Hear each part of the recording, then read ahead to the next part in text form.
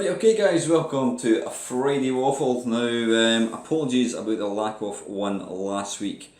I did kind of mention last week when I was doing the live stream that, I don't know, I mean I've mentioned this before, I've been doing Friday Waffles for, I would say since the beginning of 2014, so that's 14, 15, 16, 17, 18. I've been doing Friday Waffles for about 5.5 years, which is a long time. That is a lot of waffles. That is 5 times 52 is quite a lot.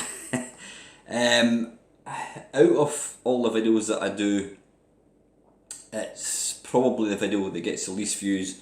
Now I know I don't make videos for views, I never have. If I was going to do that, then I would make games playing Call of Duty or whatever. I don't do it for views. But as a YouTube creator, you obviously do look at views because you need to use that to kind of gauge what people are watching. And you can obviously use that to see what you think people are interested in. And I would say that the waffles of late have been getting less and less views. So to me, that kind of tells me that they're less popular, which, I think that's a fair kind of assumption to make. And I have been extremely aware that the content is less gaming related and more me just talking about stuff. But then I know I've been reading some of the comments with you guys, and I think with the Friday Waffle, in fact I know with the Friday Waffle, it's a video or a feature that I make that the people that watch it are people that have watched my channel for a long time, and I know there is a group of people that enjoy it, and I do understand that, because when Steve Benway was making the Friday Talkie, that was always a highlight. I always looked forward to Friday to watch Steve Benway's Friday Talkie. And Steve himself got to a point where he just thought enough's enough. So I do understand that there are people who enjoy the Friday, I was going to say the Friday Talkie, who enjoy the Friday Waffle.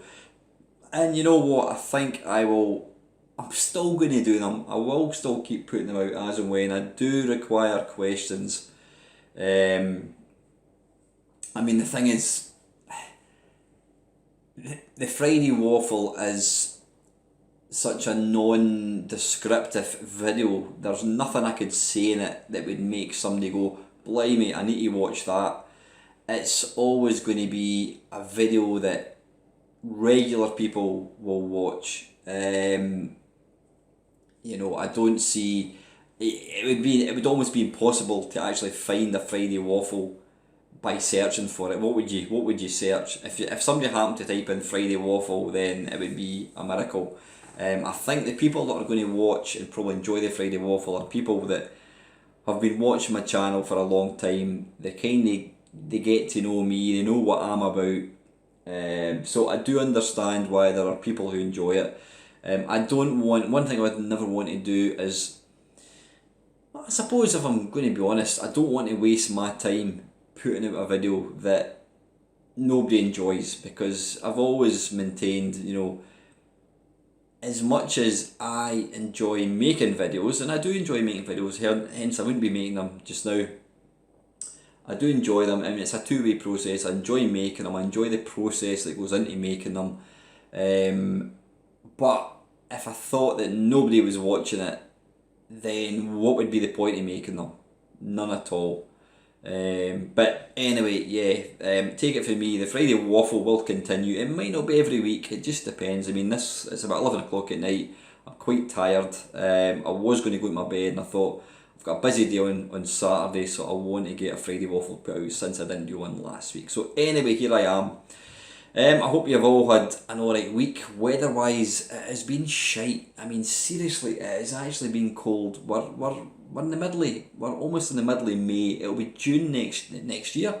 It's going to be June next month, and it is like winter time. I mean, we had these sort of 3 days of really good sunshine and heat. I think it was the Easter weekend actually, and since then the weather has just been total crap. and I think it's not to change tomorrow as well. So work-wise, I don't want to speak too soon, but I'm kind of enjoying my job a bit more now, which is good. Again, if you watch my Friday Waffle, you'll probably see that I've been quite down in the dumps about my job in general, just, you know, for different reasons. But it's kind of got a wee bit better. I don't want to speak too soon, but it kind of has got a wee bit better, which is good, because there is nothing worse than if you're fed up in a job. There really isn't. We all spend so much time of our life at work. It's important that you're not unhappy, whatever. So that's been that. What have I been doing myself? You may have caught my drone video, which I put out last week. I don't want to go over old ground. If you've watched the video, then you'll probably know exactly why I bought it. If you haven't watched it, well, like a lot of people, I love gadgets, and you know, I think it's from when I was an early kid, from when I was a kid many years ago, back in the 70s. I think most boys, they would love to own a remote control car or a remote control boat or a plane, whatever. And you know, the best one I ever got was one with a wire on it. It was pretty crap. It was probably, I got it for my Christmas. It wasn't really remote controlled at all, because it was kind of tethered to wire. But obviously, as things have, you know, improved, technology's got better, we can now buy drones, which is pretty mind blowing, you know, when I think back to how simple things were back in the 70s. But I did buy a drone. I think I mentioned this before. I bought a wee mini drone, which you can fly outside. Basically it was shit. I bought another one about a year ago for 30 quid from China, and I lost it after 3 flights. I put it up too high, the wind caught it, and it basically blew away. I was trying to kind of get it to come back, and I lost control of it, and then I spent like about 3 or 4 nights with a torch going up to the field to look for it. Couldn't find it. But then about maybe 2-3 months ago, my mate Neil bought this thing, and I went out with him to fly it, and I was super impressed. A, how easy the thing is to fly, you know, really simple, and B, I was mega impressed with the footage, and you know how high this thing can go, how fast it can go. So last week or the week before, I decided to treat myself to one. Now, I didn't buy it brand new. I bought it on eBay. It turns out it was brand new, but the box that it came in was kind of water damaged. But for all intents and purposes, it is brand new, and I have had amazing fun with this thing. I really have. It's something that I may get bored with at some point, because I think it's, you know, they're fairly limited. You know, you fly it, you take video footage, and that's about it. There's not a whole lot else you can actually do with it. But I got it for quite a good price. I got it for 70 quid less than they sell for on Amazon, so I'm sure if I do get bored, I will be able to recoup my money. But I'm not looking to get rid of it anytime soon. I'm having way too much fun. So yeah, gaming wise, what was I doing? I was playing the PlayStation 4. What was I playing? Oh, you know what, I started playing Fallout 4. I played it for about half an hour, and I kind of got a bit fed up, and I put it off. Not played the main cab. Now, you're probably looking at the angle that I'm sitting at the moment. I'm in my dining room. I'm currently getting my house redecorated. I've had a guy in doing painting and decorating. He's been here all week. So half the living room stuff is in the dining room. All the furniture in the living room is all pushed into the middle of the room, because he's coming in tomorrow morning to start the wallpaper in the living room. So the place is a bit of a building site, but hopefully you can see the wallpaper behind me. It's Magnolia, I think it is. The house, when I bought it, it kind of been not well looked after.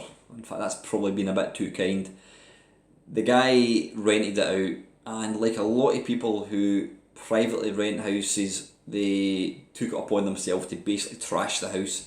So when I bought it, It was in quite a bad state. I mean, I didn't really notice it because I only viewed the house for 10 minutes, and then I bought it. It's kind of bizarre. Out of anything in your life, the biggest purchase you'll ever make, for most people, is going to be the house, and yet I viewed this house for 10 minutes and that was it.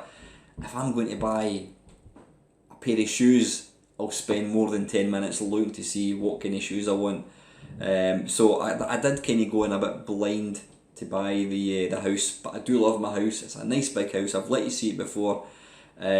So I basically borrowed a bit of money to kind of spend in a house. So I'm looking forward to getting it finished. It does look nice. I really like my house, and you know, yeah, I'm pretty chuffed with the way it's turned out.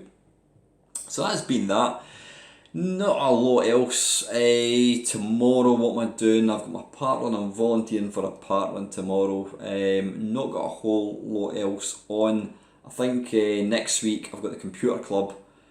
That's on Tuesday. Not been watching too much YouTube videos. I was watching, who was I watching? Novabug. He did a video of Play Manchester. Now, Retro and Lim they always record the sort of panel talks. Now, the panel talk they had at this one was, who did it have? It had Slopes Games Room, it had Kim Justice, it had Nostalgia Nerd, and it had Octavius Kitten. Yeah, that was it. Now, I don't know these people personally. I've met Daniel from Slopes Gaming Room, and he's a really, really nice guy. Now, I've got to say, all these tubers that I've mentioned are really, really nice people. They've got great channels.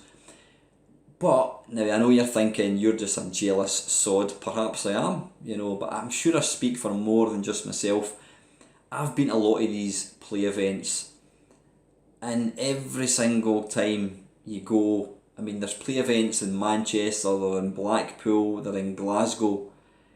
Every single panel is the same people. Every single time, it's the same people. Occasionally you get Ashens will come along, or you'll get Larry Bundy Jr. But now, this is the thing that, you know, you might be thinking I'm jealous, but I'm saying what I think, and because that's what I'm always going to do. Octavius Kitten, she has not been making videos for very long, but you know, don't get me wrong, her videos are very, very good. Are they better than mine's? Are they better than a lot of other small YouTubers? I don't think so. Maybe the production values are better, I don't know. But she has grown very, very, very quickly. And now she's well in with all the sort of big YouTubers.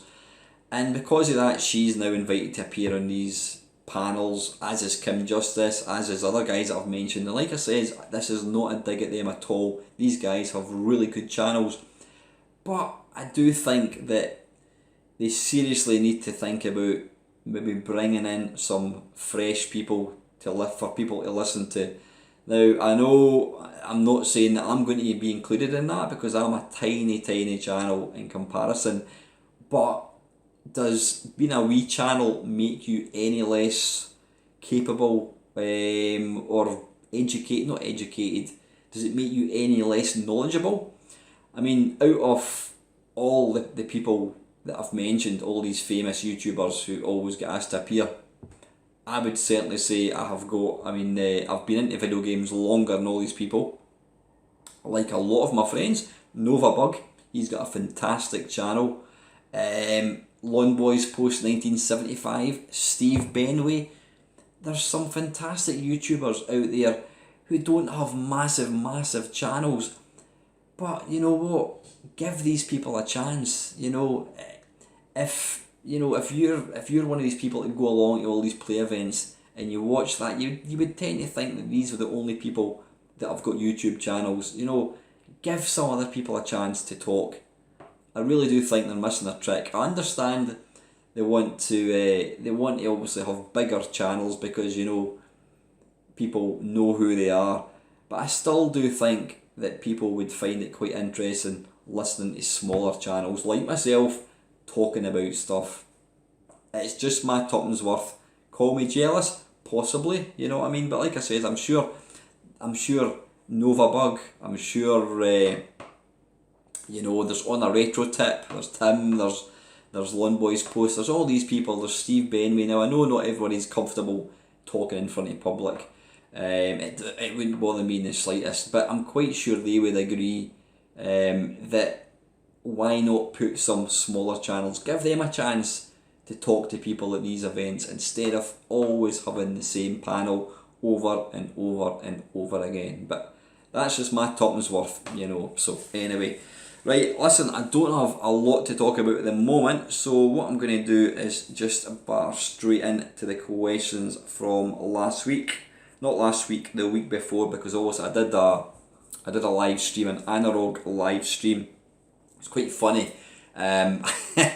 For the first time ever, I actually got a couple of really twatish trolls, just firing abuse or calling a Scottish twat. Apparently we're all paedophiles, amongst other insults that this guy was firing at us. So one of my mates, Kenny, he was watching the live stream, so I made him a moderator throughout the video, so he was kind of blocking it. But it's quite funny. Some people say that it's always a sign of success when you start getting trolls, so I'll take that as a compliment. So anyway, right, this is the waffle from 2 weeks ago, because obviously I didn't do a waffle last week. So kicking things off, we've got Batman. Thanks for tackling my subject last week. For this week, what game systems, consoles can you absolutely not live without? And N64 aside, what ones can you happily... what systems could you not live without? And N64 aside, what ones could you happily live without? Both game systems. I mean, the best way for me to answer this would be, I've got a lot of systems. I mean, I don't know how many computer systems I've got or console systems. If I was only allowed to keep, I don't know, say three systems, what would I pick? Can I go for 4? My favourites, off the bat, my main cab, which is sitting there. Now I know that's technically not a system, that's a kind of, it's a sort of collection of arcade games. If I had to only ever get one system that I could keep, it would be my main cab, because that's kind of what the games I play. Commodore 64, Commodore Amiga, and probably the Vectrex. These would be the ones that I would definitely want to keep. I mean, other favourite systems I've got, I'm a massive fan of the, what do you call it, the PC Engine. Love the Mega Drive, love the SNES, but I'd probably do play the PC Engine more. So that would be possibly one as well. But C64, Commodore Amiga, and the Vectrex. But I would always go for the main cab first. So these would be the ones that I could not live without. Systems that I would happily not have apart from the N64. Well, I can only really think about systems that I've got that I never use. I've got a BBC Micro. I can't actually tell you the last time I actually used it. Probably because I don't have anywhere to put it. What I need to do, in fact, this was something I always thought that when I get my own place like I've got now, I'm going to set up one system, maybe one system per week, and maybe not even per week, maybe for a month or so, and just enjoy it. And that's what I should do. I should really do that, because the problem with computers, you've got to have it set up so it's on a table or a desk so you can actually use the keyboard, because having a computer sitting on the floor really doesn't, it's not particularly useful. You really need a computer on a desk so you can press the keys and that kind of stuff, so I might do that. But systems that I've got that I never used, I couldn't tell you the last time I played the BBC. I do like the Atari, I must admit. Ones, I've got a 3DO, don't play it very often. The N64, the Amiga 32, the Amiga 32 is basically an Amiga 1200 in a console shape, so I could probably live without that one. What other ones have I got? The ColecoVision, hardly use it. I couldn't tell you the last time I actually played my Atari 2600, so there's quite a few systems that I've not used for a long time, which if push came to shove, I could happily live without it. So anyway, listen back, thank Thank you very much for the questions. I do appreciate your continued support. I really do. Mantastic Mike. Now this is from 2 weeks ago. There are several tools to develop games for older platforms. I can't remember what I was talking about there. The two similar ones for developing C64 software are the C64 PRG Studio and the similar titled C64 Studio. I can't remember what I was talking about. He was obviously referring to something I was talking about a couple of weeks ago. Mo Nasser, thoughts on the upcoming Evercade handheld? Evercade? I'm not even sure what that is. So what I'm going to do is I'm just going to do a little Google. Evercade handheld, there we go. Is there a video of it? Right, well what I'm going to do, I'm going to turn the sound down. Oh, the sound is turned down. New cartridge based handheld, the Evercade, who's involved, pricing in general. In fact, what I'm going to do is, rather than going to YouTube like I've done, I'm going to open up, I've got my iPad here at the moment. Tell you what I've completely forgot, I've been playing the Xbox quite a bit. I wired that up to my telly in the living room a couple of weeks ago, so I've been playing that a fair bit. Right, wait a wee minute. Evercade. Now, hang on a second. Evercade handheld. Let's see what it says. Alright, let's go to Nintendo Life. The Evercade is a brand new cartridge-based handheld console which connects to your TV. A brand new games console is about to burst onto the scene, and while it's still very early days, it looks like the Nintendo Switch might be about to receive a hybrid system rival. Introducing Evercade, a brand new handheld console with unique multi-game retro cartridges. At present, details on the new system are relatively slim, although an FAQ section has been posted on its website. The console apparently already has several publishers on board, with 3 soon to be announced. It will play games from the most popular consoles of the 8-bit and 16-bit era, and has a rechargeable battery which will last for 45 hours. And it also has a focus on quality over quantity, and connect to your TV via HDMI.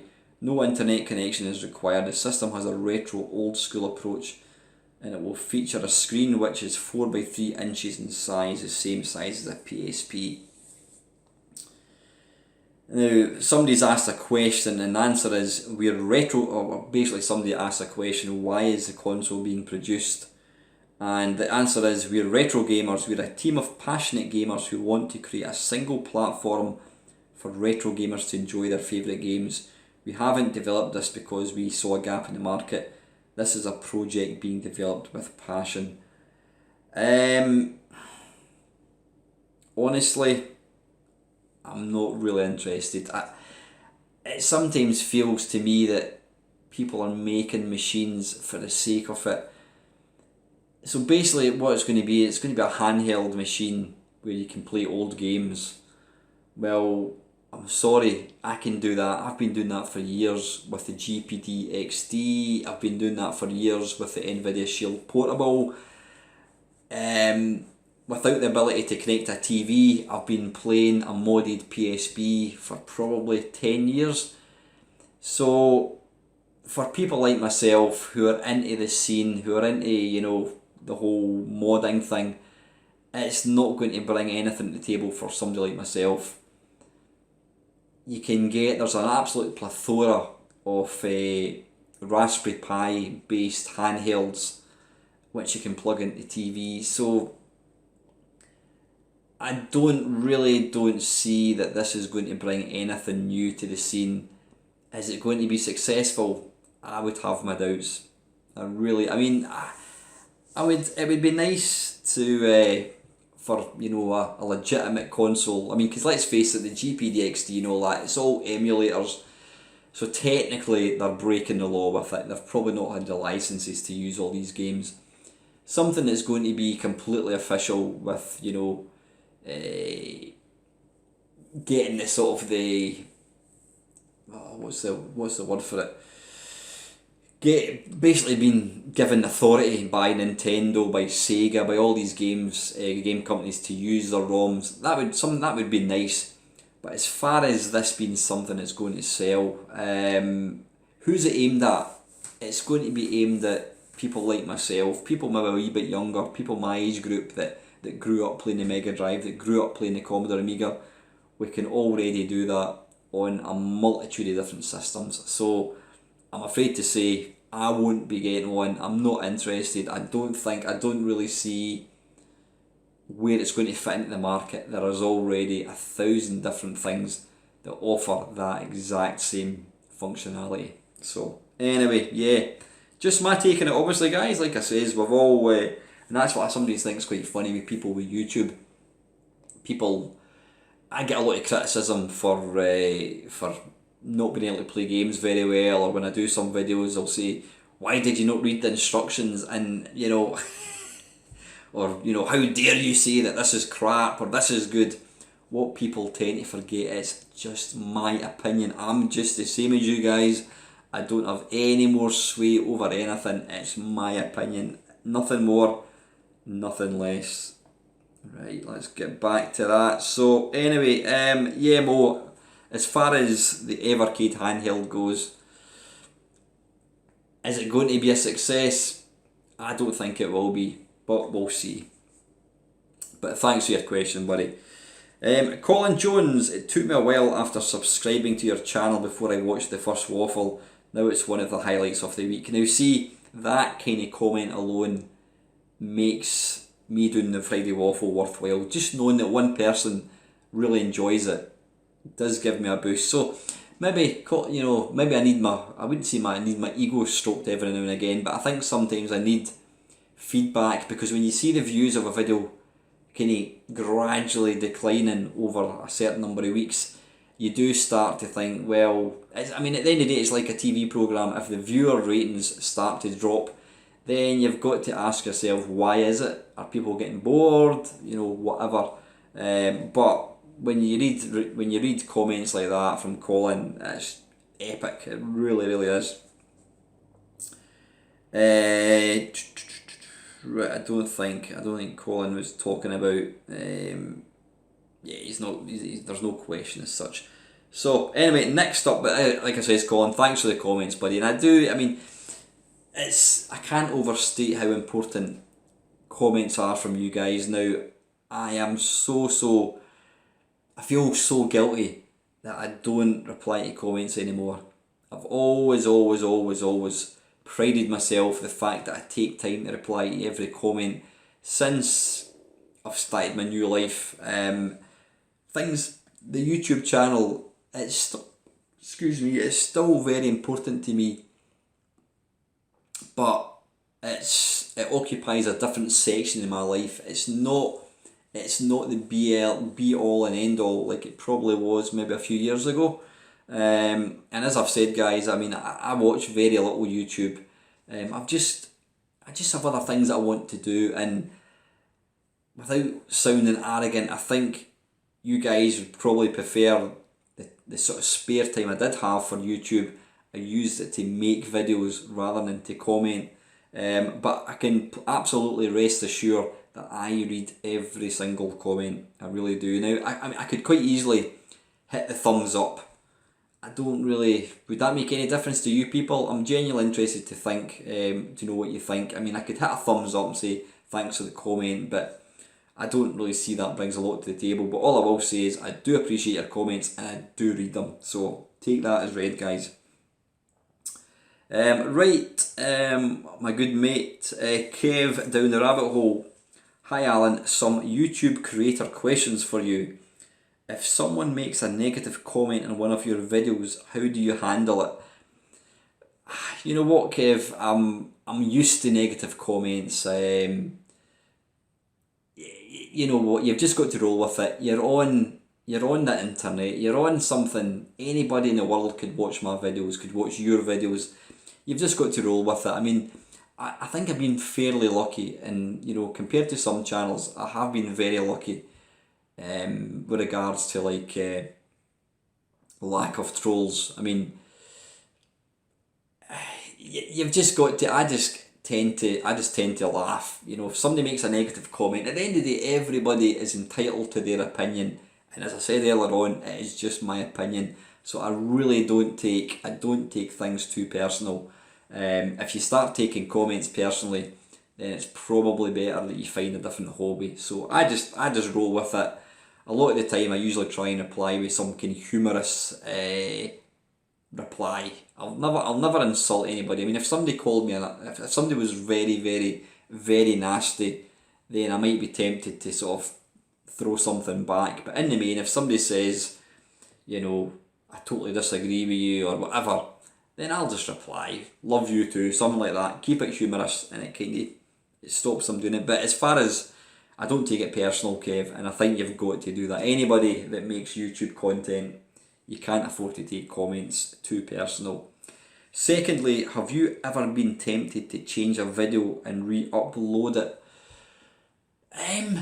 The only time, I'm pretty lazy. I mean, I generally make a video and it just goes straight out. There has been times in the past where I've made a video and I've meant to edit a part out, and I've forgotten, and then I've put the video out and it's maybe got like, the first minute is like me picking my nose or something like that, and you go, oh bollocks. If it's something that's quite embarrassing, then I may take the video down, re-edit it, and then I'll put it back up again. I mean, there was one time, and I did feel quite, it was, I was making a Friday Waffle, and midway, my daughter barged in. I mean, she was quite young at the time. She just walked in, and I kind of lost my temper with her, and then she went out, and I closed the door, and I started talking, and I'd completely forgot to edit it out. And people, you know, to be fair, people were just laughing, so, you know, that's really funny when your daughter walked in. And I watched it back again, and I just thought, what an absolute twat you are.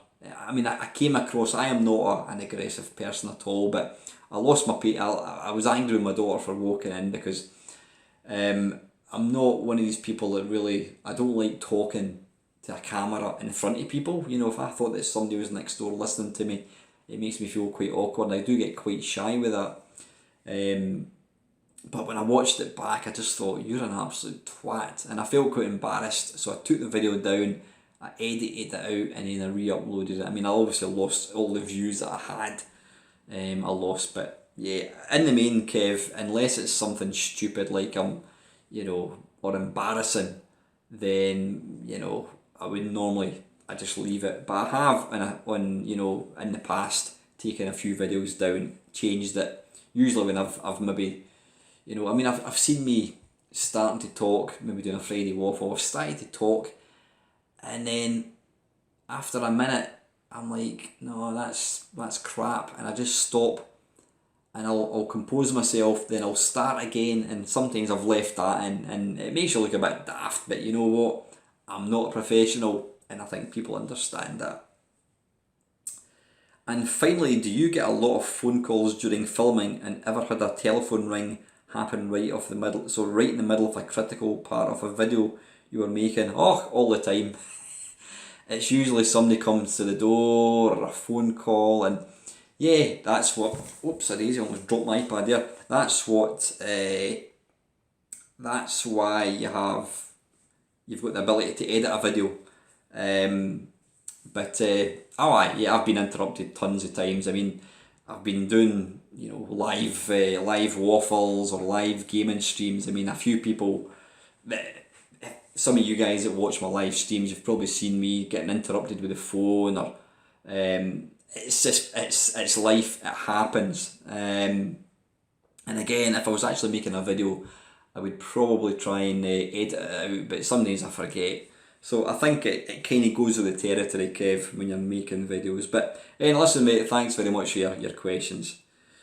Ye oldie gamer Steve, I could happily watch you playing Berserk or China Miner for hours and hours. 3 seconds of Fortnite would be my limit before I vomit over my monitors.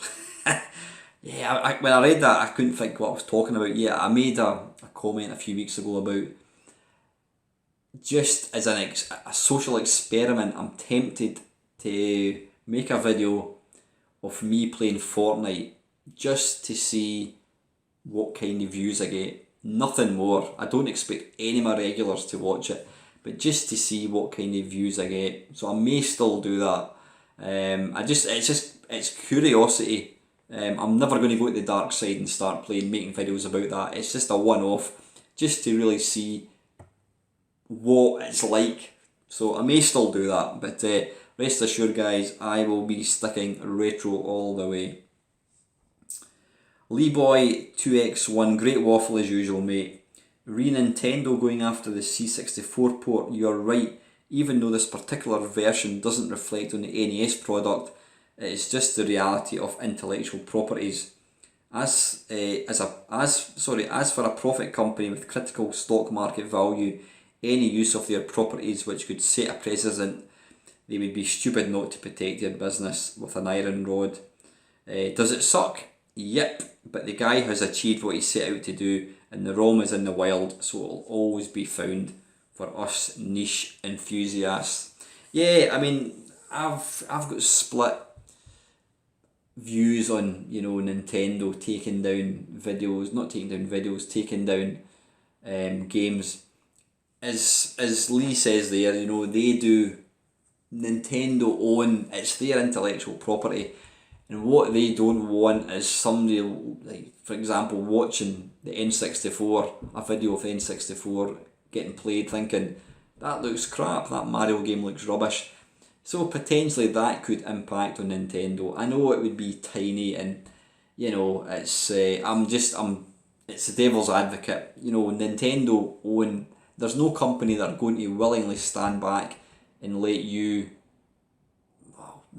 plagiarise their intellectual property, and Nintendo are exactly the same. But as Lee says, if you want to get the Super Mario Brothers, you can easily find it. Panther UK, has the baddie in Whizball nicked all your colours again? Yeah, I'm going to just put this one out in colour. Maybe I like the grayscale. I quite like how it looks. It certainly looks way more forgiving for somebody like myself.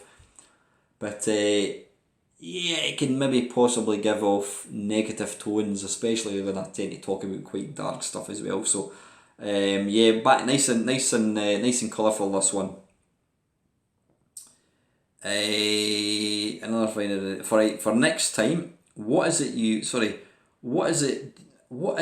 do you think that keeps drawing us back to arcade games? It has to be more than nostalgia. I'd like to hear your thoughts on this. Cheers, fella. Arcade games. Why do I play arcade games rather than big games? I think there's various reasons. The games that I started playing when I first got into this hobby, all the games were arcade conversions. They were arcade games. They were games that didn't have a lot of memory. They weren't particularly graphically intensive. It was all about the playability. So these were the games that I first started playing, whether it was Pac-Man, Space Invaders, Beachhead, Bruce Lee, little short time bite games. You could play it for 10 minutes. So nostalgia wise, that is where my interest lies. Modern games, it's impossible to not be impressed with modern games. I mean, I was playing, I had my cousin over and his girlfriend, they were over at the house a couple of nights ago, and I gave them a shot of the VR on PlayStation, and as there is no question that these games are absolutely stunning looking. But I find that there's very, very little ingenuity, originality in modern games. They're all first-person shooters or third-person shooters, whatever you want to call it. They're all pretty much the same. You run about, you shoot things. Yeah, they've got different graphics, whatever, different backgrounds, but they're all pretty much the same. And I don't know, I don't really, you don't get any real satisfaction. This is just, again, it's purely me. I don't get any real satisfaction out of playing these games. The thing I love about arcade games, especially in the MAME cab, they were designed to make money. You know, when they were designed to get people to put money in, so they had to have that hook. That, you know, what do you call it? They would like autoplay, so you would be standing in a pub or in a chip shop and you would see it, and it would just grab you and you think, I want to play that. And I'm the same. I want to play these games. And this is something I don't really expect other people to really fully understand. I still cannot. It's not I can't understand. It still blows my tiny brain that I am playing the actual arcade version of all these games. You know, back in 1978, when I first saw Space Invaders, I would have given anything to have a Space Invaders machine in the house, and it was never going to happen. Never in a million years was it going to happen. And now I've got a machine in my dining room, and I have got 10,000 games. I've got every game that I could ever want to play. Space Invaders, Donkey Kong, Pac-Man, Terra Cresta, Rolling Thunder, Berserk. Every single arcade game, the real arcade game, is in my living room. Not in my living room, in my dining room. And the fact that I can play these is just awesome. And it like I said, it just blows my tiny mind. I don't get excited playing modern games, but I still get excited when I put a coin into my MAME cab, or when I say put a coin in, I mean press a credit.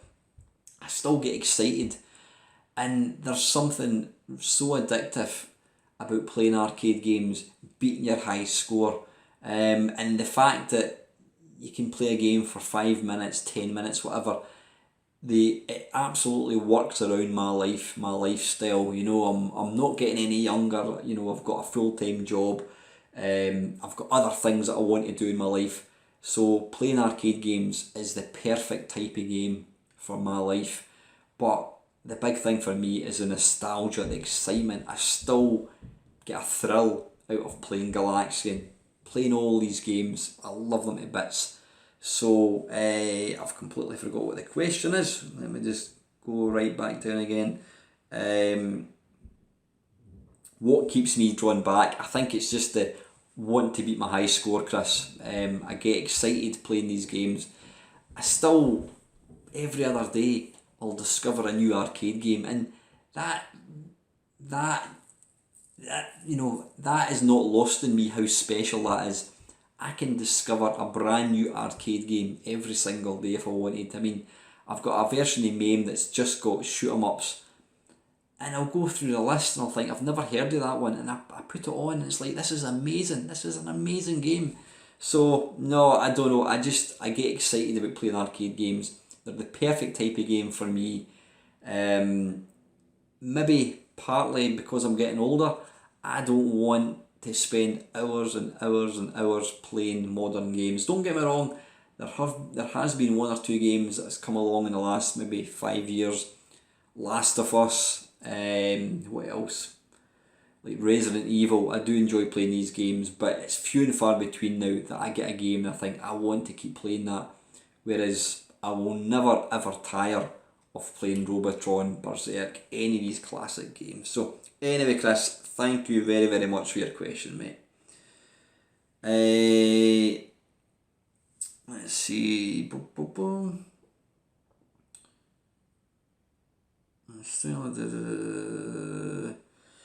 Right, let's see, we've got another.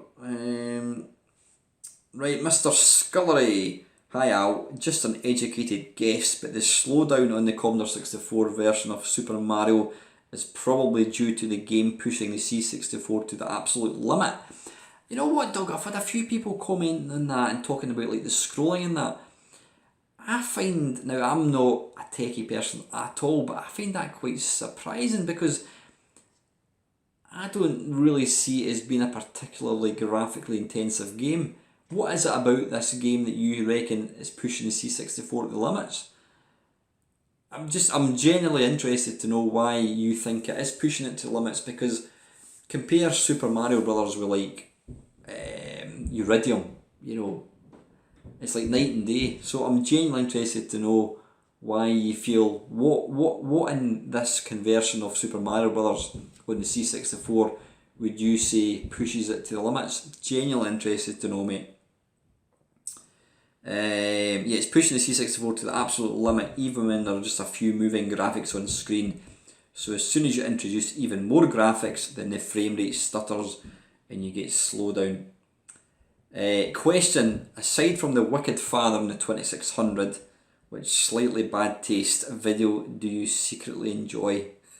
Slightly bad taste. Oh, blimey. There was a game, what was it called? Infernal Runner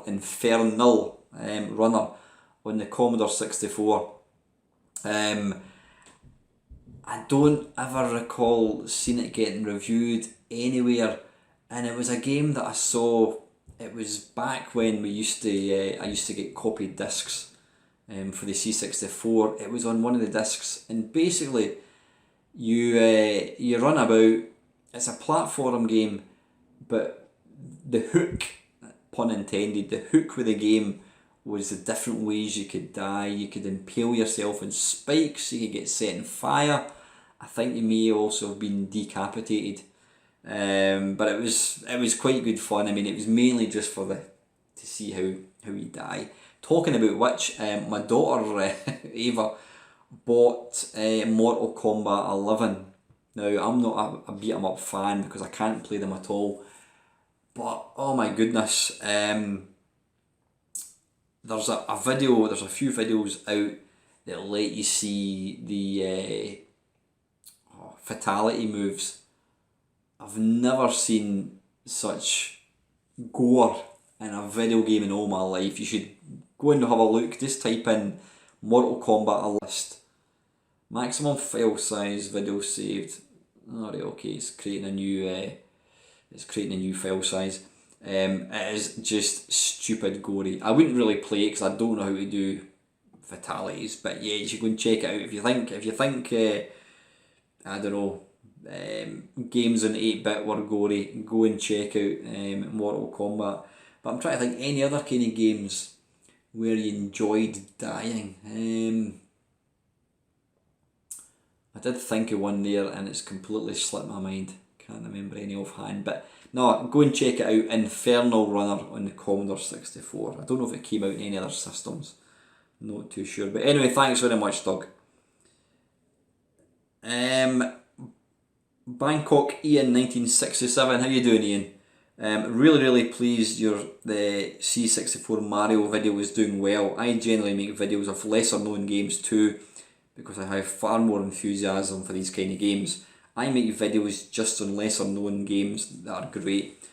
My weekend is not complete if I can't watch your Friday Waffle during my Saturday morning breakfast. Oh, bless you, Ian. Listen, you know what? Reading that comment plus Colin's comment means I'm going to keep doing the waffle, because it does mean a lot. Ian, you make videos yourself. It's feedback from people watching your videos that makes this worthwhile. You know, I do go on about how I enjoy making them, and I do enjoy making them, but it's when people say, I really enjoy what you do, or whatever, that's what makes it. Yeah. By the way, have you seen the new Avengers Endgame movie? I saw it today with my son, and it's one of the most entertaining films I've seen in years. It's 3 hours long, by the way, but it just flies in. I did actually, I completely forgot to mention that. I did see, I saw it on, was it Tuesday? I think I saw it. I'm not a film person. Now, I've got to say, I did enjoy it, but I think 3 hours for any film is too long. Now, again, that's just my opinion. I felt it kind of dragged. Yeah, it was absolutely chock full of action. I mean, I was going to say special effects. It's not special effects, it's just CGI now. was amazing. I think we've kind of become spoiled with computers, CGI now, because anything is possible. So there's nothing really that you see that I see and go, wow, that is amazing. Don't get me wrong, it is a good film. If you enjoy superhero films, you will enjoy it. So yeah, I did enjoy it, Ian. I just felt it was a bit long. I think the fact that it didn't start until 9:30 at night, I ended up almost falling asleep at one point. But thanks for your question, Ian. Mr. Sane Swiftos Silios, I want to see a video of you literally picking up and playing your meme cab. Yeah, I might do that with my little iCade one that I built myself. I also have a question for your waffle. What kind of waffle do you like, if any, the best? The potato one or the sweet one? It has always got to be the sweet one with lots of butter and lots of maple syrup on it. Also, what do you like to put on them if you decide to eat one? I am maple syrup with cream. I would never ever put ice cream on a waffle. I do remember a few years ago having a potato waffle, but they're a bit, it's always got to be the sweet one. Cream, maple syrup, and or maybe butter, whatever. Yum. And lastly, I don't think it's a question as such. I'm just going to read this out. It's failed channel. I was talking about the Commodore 64 Mario video that I done, getting big views. Okay, based with the good old fashioned Mad Commodore channel I run, in my opinion, it's not because it was Super Mario or even NES related. The massive hits for the C64 port, a format few Americans are interested in anyway, as much as Sega or Nintendo, was that it was reported as news and it was picked up by certain websites to those people who make up the majority of the retro gaming population on YouTube. Suddenly within the hour, I was seeing my video get thousands of hits. For me, 100 would be amazing in an hour. The controversy of Nintendo then going out of its way to get it removed everywhere within days of release after 7 years combined with just how good it looks in those YouTube videos upped already by then, just added fuel to the fire and buying my videos went critical mass. If you want massive numbers of subscribers really quickly and much higher views, you need to concentrate on all the news relevant to this majority of YouTube retro games as soon as it happens. Yeah, you're absolutely right, and you know, I'm not going to ever do that. I never ever. It's quite funny. I've had a few people comment. In fact, one person commented recently about, what the hell was it? It was a video I put up. I think it was like 10 of the worst budget games, and one of the budget games I put in was The Last V8. And I've had a few people criticising me, saying, how dare you include this video, it's not a bad game, it's got an epic soundtrack. What I tried to explain was, if a game is too difficult, then it's not a good game. You know, to a point where a game is almost impossible, then to my mind, it's not a good game. And again, people overlook the point that it's just my opinion. But yeah, I had one guy saying that the fact that I used a screenshot of that particular game for the video, and I also included it in a list saying 10 of the worst budget games ever, that I somehow put it out there as clickbait. I do know what clickbait is. It's not something that I would ever use, well, until I do my Fortnite video, obviously. But it's funny. People, you know, we've spoken about this in the past. People watch a video, watch a channel, and they just decide, they make up their own mind about the person that's making it. People who watch my videos, I mean, you guys, most of my regular viewers do know me pretty well. You've been following me for a while. But people who come along and watch one of my videos for the first time, or any video channel, they've got no idea who you are, what you're about. All they're seeing is the person that is being that is on camera, you know what I mean? But yeah, I've never ever made a clickbait video in my life, and it's not something that I'm interested in doing, because it's all about enjoying the content that you're putting out. There's no point in you making a video just to get views. So anyway, listen guys, that is almost at an hour. It's going to be 55 minutes. I want to get this thing uploaded. So thank you as always for all your wonderful support, for all your comments. Like I said, I don't comment back. I do apologise about that, but I do read every single comment. So listen, thanks for all your support, all your comments. You guys have a wonderful weekend, and as always, thank you very, very much for watching.